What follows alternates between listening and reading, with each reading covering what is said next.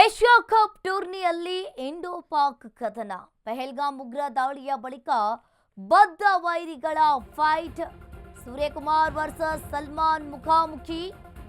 ಇವತ್ತು ಪಹಲ್ಗಾಮ್ ಉಗ್ರ ದಾಳಿಯ ಬಳಿಕ ಬದ್ಧ ವೈರಿಗಳ ಫೈಟ್. ಸೂರ್ಯಕುಮಾರ್ ಯಾದವ್ ವರ್ಸಸ್ ಸಲ್ಮಾನ್ ಮುಖಾಮುಖಿಯಾಗಲಿದ್ದಾರೆ. ದುಬೈನಲ್ಲಿ ಇಂಡೋ ಪಾಕ್ ಹೈ ವೋಲ್ಟೇಜ್ ಪಂದ್ಯ ಅಂತಾನೆ ಹೇಳ್ಬೋದು. ಭಾರತ ಮತ್ತು ಪಾಕಿಸ್ತಾನದ ಮಧ್ಯೆ ಏಷ್ಯಾ ಕಪ್ ಪಂದ್ಯ. ಎದುರಾಳಿಗಳಿಗೆ ನಡುಕವನ್ನ ಹುಟ್ಟಿಸಿದ ಸೂರ್ಯ ಪಡೆ. ಇಂದು ರಾತ್ರಿ 8 ಗಂಟೆಗೆ ದುಬೈನಲ್ಲಿ ಜಿದ್ದಾಜಿದ್ದಿನ ಫೈಟ್. ಪಾಕ್ ವಿರುದ್ಧ ಗೆದ್ದು ಬೀಗಲು ಟೀಂ ಇಂಡಿಯಾ ರೆಡಿಯಾಗಿದೆ. ಏಷ್ಯಾ ಕಪ್ ಟೂರ್ನಿಯಲ್ಲಿ ಇಂಡೋ ಪಾಕ್ ಕದನ ಇವತ್ತು ರಾತ್ರಿ 8 ಗಂಟೆಯ ಸುಮಾರಿಗೆ ದುಬೈನಲ್ಲಿ ಜಿದ್ದಾಜಿದ್ದಿನ ಫೈಟ್ ಆಗುತ್ತೆ. ಪಹಲ್ಗಾಮ್ ಉಗ್ರ ದಾಳಿಯ ಬಳಿಕ ಬದ್ಧ ವೈರಿಗಳ ಫೈಟ್ ಅಂತಾನೆ ಹೇಳ್ಬೋದು. ಸೂರ್ಯಕುಮಾರ್ ಯಾದವ್ ವರ್ಸಸ್ ಸಲ್ಮಾನ್ ಇವರ ನೇತೃತ್ವದಲ್ಲಿ ಇವತ್ತು ಭಾರತ ಮತ್ತು ಪಾಕಿಸ್ತಾನ ಮಧ್ಯೆ ಏಷ್ಯಾ ಕಪ್ ಯುದ್ಧವಾಗುತ್ತೆ. ಇನ್ನು ಎದುರಾಳಿಗಳಿಗೆ ಒಂದು ರೀತಿಯಾಗಿ ಸೂರ್ಯ ಪಡೆ ನಡುಕವನ್ನ ಹುಟ್ಟಿಸಿರುವಂಥದ್ದು. ಇಂದು ರಾತ್ರಿ 8 ಗಂಟೆಗೆ ದುಬೈನಲ್ಲಿ ಮ್ಯಾಚ್ ಇರುತ್ತೆ. ಈ ಮ್ಯಾಚ್ನಲ್ಲಿ ಬದ್ಧ ವೈರಿಗಳ ಫೈಟ್ ಅಂತಾನೆ ಹೇಳ್ಬೋದು. ಇವತ್ತು ಸಾಕಷ್ಟು ಜನರು ಈ ಮ್ಯಾಚನ್ನು ನೋಡೋದಕ್ಕೆ ಕಾತುರದಿಂದ ಕಾಯ್ತಾ ಇದ್ದಾರೆ ಅಂತಾನೆ ಹೇಳ್ಬೋದು. ಇನ್ನೊಂದು ಕಡೆ ಪಹಲ್ಗಾಮ್ ಉಗ್ರ ದಾಳಿಯ ಬಳಿಕ ಬದ್ಧ ವೈರಿಗಳ ಫೈಟ್ ಅಂತಾನೆ ಹೇಳ್ಬೋದು.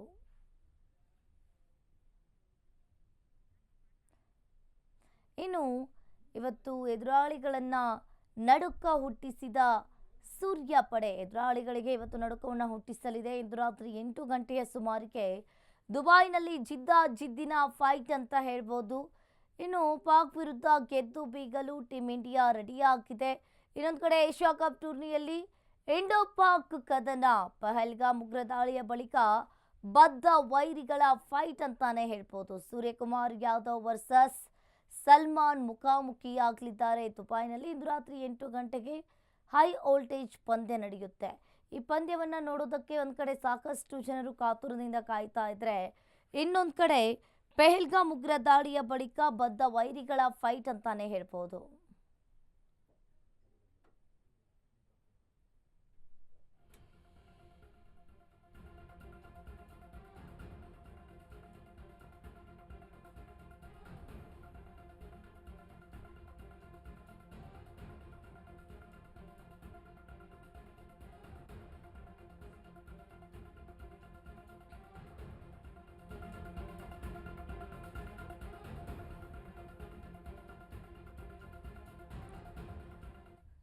ಎಸ್, ಈ ಕುರಿತು ಮಾತನಾಡೋದಕ್ಕೆ ಕ್ರಿಕೆಟ್ ವಿಶ್ಲೇಷಕರಾದಂತಹ ಜೋಸೆಫ್ ಅವರು ಕೂಡ ಫೋನ್ ಸಂಪರ್ಕದಲ್ಲಿ ಜಾಯಿನ್ ಆಗಿದ್ದಾರೆ. ಎಸ್ ಸರ್, ಇಲ್ಲಿ ಒಂದ್ ಕಡೆ ನೋಡ್ತಾ ಇರ್ಬೋದು, ಉಗ್ರ ದಾಳಿಯಲ್ಲಿ 26 ಭಾರತೀಯರು ಮೃತಪಟ್ಟಿದ್ರು ಕೂಡ ಪಾಕ್ ಜೊತೆ ಕ್ರಿಕೆಟ್ ಬೇಕಿತ್ತಾ ಅನ್ನೋದು ಒಂದು ಪ್ರಶ್ನೆಯಲ್ಲಿ ಎದ್ದಿರುವಂತದ್ದು. ಏನ್ ಹೇಳ್ತೀರಾ ಸರ್ ಇದಕ್ಕೆ? ಇಲ್ಲ, ನಾ ಹೇಳ್ಬೇಕಂದ್ರೆ ಈ ಕ್ರಿಕೆಟ್ ಒಂದು ಸ್ಪೋರ್ಟ್, ಸಣ್ಣ ಪುಟ್ಟ ಸ್ಪೋರ್ಟ್. ಇಲ್ಲಿ ನಮ್ಮ ಜನ ಸತ್ತಿದ್ದಾರೆ, 26 ಜನ ಸತ್ತಿದ್ದಾರೆ. ಎಷ್ಟೋ ಜನ ವಿಡಿಯೋಗಳಾಗಿದ್ದಾರೆ. ಅದಾಗಿದ್ಮೇಲೆ ನಮ್ಮ ಸೈನಿಕರು ಸತ್ತಿದ್ದಾರೆ ಜನ. ಅದು ಇಟ್ಕೊಂಡು ಪಾಕಿಸ್ತಾನ ಜೊತೆ ಕ್ರಿಕೆಟ್ ಮ್ಯಾಚ್ ಆಡೋದು ಬಹಳ ದೊಡ್ಡ ತಪ್ಪು. ಇವರೆಲ್ಲ ಹಣಕ್ಕೋಸ್ಕರ ಮಾಡಿದ್ರೆ ಏನು ಯಾವ ಲೆವೆಲ್ಗೆ ಹೋಗ್ತಾ ಇದೀವಿ ನಾವು? ಈ ಸರ್ಕಾರನೂ ಹಂಗೆ ಇದೆ. ಒಂದ್ ಕಡೆ ಯುದ್ಧ ಮಾಡ್ಬೇಕು, ಪಾಕಿಸ್ತಾನ ಇದಾಗ ಮಾತಾಡ್ಬೇಕು, ಒದ್ಲಾಡ್ಬೇಕಂತಾರೆ. ಇನ್ನೊಂದ್ ಕಡೆ ಹೋಗ್ಬಿಟ್ಟು ಪಾಕಿಸ್ತಾನ ಬಾಯ್ ಅಂದ್ಬಿಟ್ಟು ಮ್ಯಾಚ್ ಆಡೋದು ಸರಿ ಇಲ್ಲ. ಆಮೇಲೆ ಹೇಳ್ತಾರೆ ಕ್ರಿಕೆಟ್ ಬೈಲ್ಯಾಟ್ರಲ್ ನಾವು ಆಡಲ್ಲ, ಇಂಟರ್ನ್ಯಾಷನಲ್ ಆಡ್ತೀವಿ. ಯಾರಿಗೂ ಬೇಕು ಇವ್ರ ಮೇಲೆ ಕ್ರಿಕೆಟ್ ಆಡಕ್ಕೆ? ಅವ್ರು ನಮ್ ಜನನ ಸಾಯಿಸ್ಬೇಕಾರೆ ನಾವು ಅವ್ರ ಜೊತೆ ಸಾಥ್ ಕೊಟ್ಕೊಂಡಿದ್ರೆ ಹೇಗೆ? ಇದು ಯಾವ ಕ್ರಿಕೆಟ್ ಇದು? Asia cup no value. ಯಾರ್ ಗೆದ್ರು ಯಾರ್ ಸೋತ್ರು ಏನ್ ವ್ಯಾಲ್ಯೂ ಇಲ್ಲ. ನಮ್ ಹ್ಯೂಮನ್ ವ್ಯಾಲ್ಯೂನೇ ಕಳ್ಕೊಂಡ್ಬಿಟ್ಟಿದೀವಿ. ನ್ಯಾಷನಲ್ ಇಂಟ್ರೆಸ್ಟ್ ನ ಕಾಂಪ್ರಮೈಸ್ ಮಾಡಿದೀವಿ. ಅಂತದ್ರಲ್ಲಿ ಇವ್ರು ಕ್ರಿಕೆಟ್ ಆಡ್ಬೇಕಾ? ನಾವೆಲ್ಲ ಕ್ರಿಕೆಟ್ ಬರ್ದವ್ರು, ಕ್ರಿಕೆಟ್ ಟೀಮ್ ಜೊತೆ ಹೋದವ್ರು. ನಮ್ಗೆ ಗೊತ್ತು ನಮ್ ಪ್ಲೇಯರ್ಸ್ ಹೆಂಗ್ ಅನ್ಸ್ತದೆ ಅಂದ್ಬಿಟ್ಟು. ಈಗ ಅವ್ರಿಗೆ ಹೆಂಗಾಗಿದೆ ಅಂದ್ರೆ ಒತ್ತಡ ಆಡ್ಲೇಬೇಕು. ಯಾಕಂದ್ರೆ ಅವ್ರಿಗೆ ನಾಳೆ ಕಾಂಟ್ರಾಕ್ಟ್ ಬೇಸ್ ಕೊಡ್ತಾರೆ. ಇದು ಮಾಡಿರೋದು ಒಂದು BCCI ತಪ್ಪು, ಎರಡನೇದಾಗೆ ನಮ್ಮ ಸರ್ಕಾರ ತಪ್ಪು. ಸರ್ಕಾರ ಯುದ್ಧ ಹೋಗಿದ್ ಏನಕ್ಕೆ, ಪಾಕಿಸ್ತಾನವ್ರು ಬಂದು ನಮ್ಗೆ ಯಾವತ್ತು ಟೆರರಿಸ್ಟ್ ತೊಂದರೆ ಕೊಡ್ತಿದ್ದಾರೆ ಮಾಡ್ಬಿಟ್ಟು ಇವಾಗ ಓಕೆ ಅಂತೆ ಕ್ರಿಕೆಟ್ ಆಡೋದು. ಇದು ಯಾವ್ದು ಲೆಕ್ಕಾಚಾರ ಗೊತ್ತಿಲ್ಲ ಇವ್ರಿಗೇನು. ಈ ಸರ್ಕಾರಕ್ಕೆ ಏನೋ ಮಾನ ಮರ್ಯಾದೆ ಇದೆಯಾ? ನಮ್ BCCIಗೆ ಏನಾದ್ರು ಒಂದ್ ಸ್ವಲ್ಪ ಆದ್ರೂ ಕರ್ಣೆ ಇದೆಯಾ? 26 ಜನ ಸತ್ತಿದ್ದಾರೆ, ನಮ್ ಸೈನಿಕರು ಸತ್ತಿದ್ದಾರೆ. ಈ ತರ ಇರ್ಬೇಕಾರೆ ಕ್ರಿಕೆಟ್ ಒಂದು ದೊಡ್ಡ ಯಾವಂಗೂ ಬೇಕಾಗಿಲ್ಲ. ನಮ್ಮ ನ್ಯಾಷನಲ್ ಇಂಟ್ರೆಸ್ಟ್ ಅಷ್ಟು ಕಮ್ ಫಸ್ಟ್, ಕ್ರಿಕೆಟ್ ಆಮೇಲೆ. ಅದು ಪಾಕಿಸ್ತಾನ ಮೇಲೆ ಏನಕ್ಕೆ ಆಡ್ಬೇಕು ನಾವು? ಯಾಕಂದ್ರೆ ಬೇರೆ ನೇಷನ್ಸ್ಗೆ ದುಡ್ಡು ಕೊಡಕ್ ಆಗಲ್ಲ, BCCI ಇಂದಾನೆ ದುಡ್ಡು ಹೋಗ್ಬೇಕಲ್ಲ, ಕಲೆಕ್ಷನ್ ಆಗೋದು ಇಲ್ಲಿ. ಬೇರೆ ನೇಷನ್ಸ್ಗೆ ನಾವು ಅವ್ರಿಗೆ ದುಡ್ಡು ಬರಲ್ಲ, ಅದರಿಂದನೇ ಆಡ್ಲೇಬೇಕಂದ್ರೆ ಇದೆಂತದ್ದು ಇದು? ಸರ್ಕಾರಕ್ಕೆ ಒಂದು ಇದಿರ್ಬೇಕು, ಒಂದು ದಾರಿ ಇರ್ಬೇಕು. ಇವತ್ತು ಇದ್ ಮಾಡ್ಬೇಕಂದ್ರೆ ಇದ್ ಮಾಡ್ಬೇಕು. ಈ ತರ ನಾಟಕ ಆಡ್ಕೊಂಡು ಕೂತ್ಕೊಂಡ್ರೆ ಜನನು ನಂಬಲ್ಲ ಅವ್ರನ್ನ. ಮುಂಚೆನೆ ನಂಬಿಕೆ ಹೋಗಿದೆ, ಇನ್ನಷ್ಟು ಈಗ ಜನ ನಾವು ಹೇಳ್ತೀವಿ ಆಡ್ಬಾರ್ದಾಯ್ತು. ಹೌದು. ನಮ್ಮ ಸೀನಿಯರ್ಸ್ ಹೋದ್ರಲ್ಲ ಇಂಗ್ಲೆಂಡ್ಗೆ, ವೆಟ್ರನ್ಸ್, ಇರ್ಫಾನ್ ಪಠಾಣ್, ಯೂಸುಫ್ ಪಠಾಣ್, ಹರ್ಭಜನ್ ಸಿಂಗ್, ಸುರೇಶ್ ರೈನಾ ಅವರೆಲ್ಲ ಹೇಳಿದ್ರು ಪಾಕಿಸ್ತಾನ ಇದ್ರೆ ನಾವು ಆಡೋದಿಲ್ಲ ಅಂತ ವಾಪಸ್ ಬಂದ್ರು. ಅವ್ರಿಗೆ ಯಾಕಂದ್ರೆ ಕಾಂಟ್ರಾಕ್ಟ್ ಇಲ್ಲ, ಮಾಡ್ಬೋದು.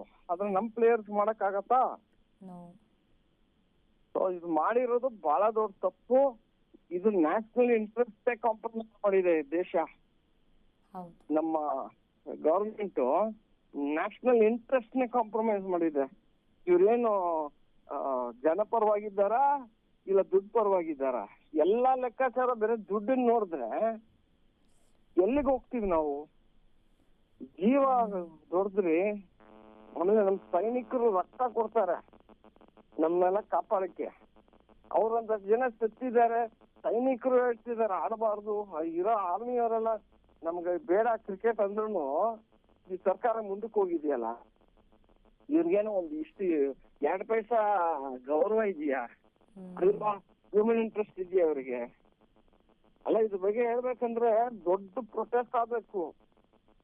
ನಾಚಿಕೆ ಕೇಳಿ ಗವರ್ಮೆಂಟ್ಗೆ ಹೋಗೋಗಿ. BCCIಗಂತೂ ಬಿಡಿ, ಅದ್ ಬೇರೆ ಒಂದು ಇದ್ರೊಳಗೆ ಸಗಣಿಯೊಳಗೆ ದುಡ್ಡಿದ್ರು ಅದು ಹೋಗಿ ಎತ್ತಕ್ಕೆ ಆ ತರ ಆಗ್ಬಿಟ್ಟಿದೆ BCCI. ರಿಚೆಸ್ಟ್ ಬಾಡಿ ಅಂತಾರೆ. ಏನ್ ರಿಚೆಸ್ಟ್ ಬಾಡಿ? ನಿಮ್ ವ್ಯಾಲ್ಯೂ ಎಲ್ಲಿ ಇದೆ ರೀ? ನಿಮ್ಗೆ ಯಾವ ವ್ಯಾಲ್ಯೂ ಇದೆ?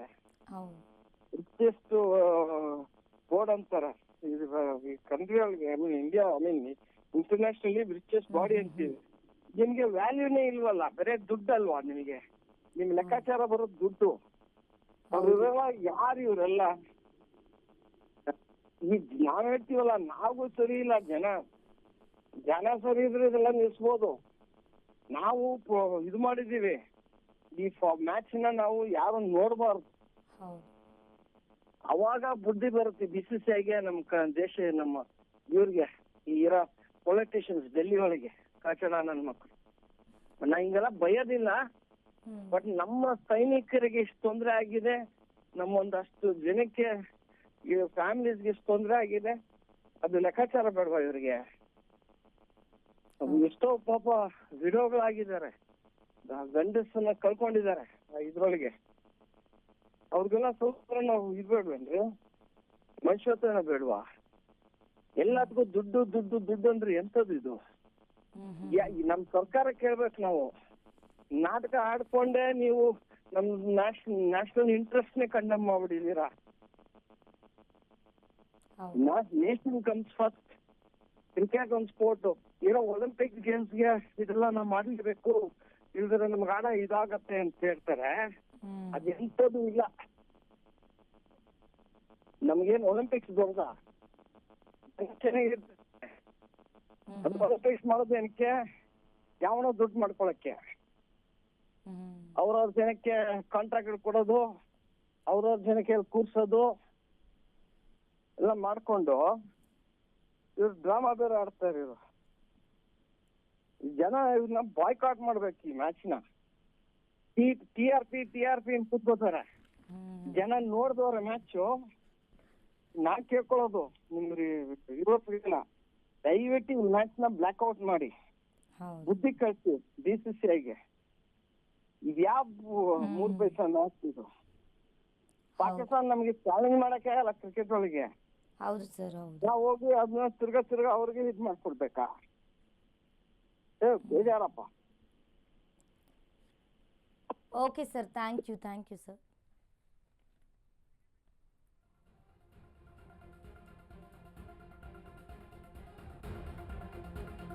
ಉಗ್ರ ದಾಳಿಯಲ್ಲಿ ಸತ್ತವರ ಜೀವಕ್ಕೆ ಬೆಲೆ ಇಲ್ವಾ ಹಾಗಾದ್ರೆ? ಸಿಂಧೂರ ಅಳಿಸಿದವರ ಜೊತೆ ಕ್ರಿಕೆಟ್ ಪಂದ್ಯ ಬೇಕಾ ಅಂತ ಹೇಳಿ ಸಂತ್ರಸ್ತರು ಮನವಿಯನ್ನ ಮಾಡಿದ್ದಾರೆ. ಕ್ರಿಕೆಟ್ ಪಂದ್ಯವನ್ನ ವೀಕ್ಷಿಸದಂತೆ ಸಂತ್ರಸ್ತರ ಮನವಿ. ಬಾಯ್ಕಾಟ್ ಕರೆ ನಡುವೆಯೂ ಕೂಡ ಪಹಲ್ಗಾಮ್ ಉಗ್ರ ದಾಳಿಯ ಬಳಿಕ ಎರಡು ತಂಡ ಮುಖಾಮುಖಿಯಾಗಲಿದ್ದಾವೆ. ಪಾಕ್ ಜೊತೆ ಕ್ರಿಕೆಟ್ ಆಯೋಜನೆಗೆ ದೇಶಾದ್ಯಂತ ಕಿಡಿಕಾರಿದ್ದಾರೆ. ಅಮಾಯಕರ ರಕ್ತವನ್ನ ಹರಿಸಿದವರ ಜೊತೆ ಕ್ರಿಕೆಟ್ ಯಾಕೆ? ಪಾಕ್ ಉಗ್ರರ ದಾಳಿಗೆ ಮೃತಪಟ್ಟವರು 26 ಪ್ರವಾಸಿಗರು. ರಕ್ತ ಮತ್ತು ನೀರು ಒಟ್ಟಿಗೆ ಹರಿಯಲ್ಲ ಎಂದಿದ್ದ ಮೋದಿ. के साथ मैच इंडिया करे, ये बहुत बड़ी हमारे ही देश में लोग गलती कर रहे हैं इस चीज को एक्सेप्ट करके। बीसीसीआई की इमोशंस मुझे लगता है ही नहीं उन 26 परिवार की तरफ। वो 26 परिवार, उसके बाद ऑपरेशन सिंदूर में मारे गए जवान, इन सब की मौत आपके लिए कोई फर्क नहीं है, इन सब की शहादत आपके लिए कोई मत वैल्यू नहीं रखती। शायद इसलिए क्योंकि आपके घर से कोई नहीं गया, बीसीसीआई के जितने भी लोग हैं उनकी फैमिली से कोई नहीं गया, इसलिए कोई नहीं बोल रहा, शायद इसलिए कोई रिएक्शन नहीं दे रहा। दूसरी चीज, ये क्रिकेटर्स हमारे कहाँ सो रहे हैं? सबसे ज्यादा अगर बोला जाता है कि नेशनैलिटी है किसी में तो क्रिकेटर्स में होती है, जितना मैंने सुना है, जितना मैंने समझा है। इसीलिए क्रिकेट को एक नेशनल गेम की तरह देखा जाता है, जबकि हॉकी हमारा नेशनल गेम है। उसके बाद एक भी क्रिकेटर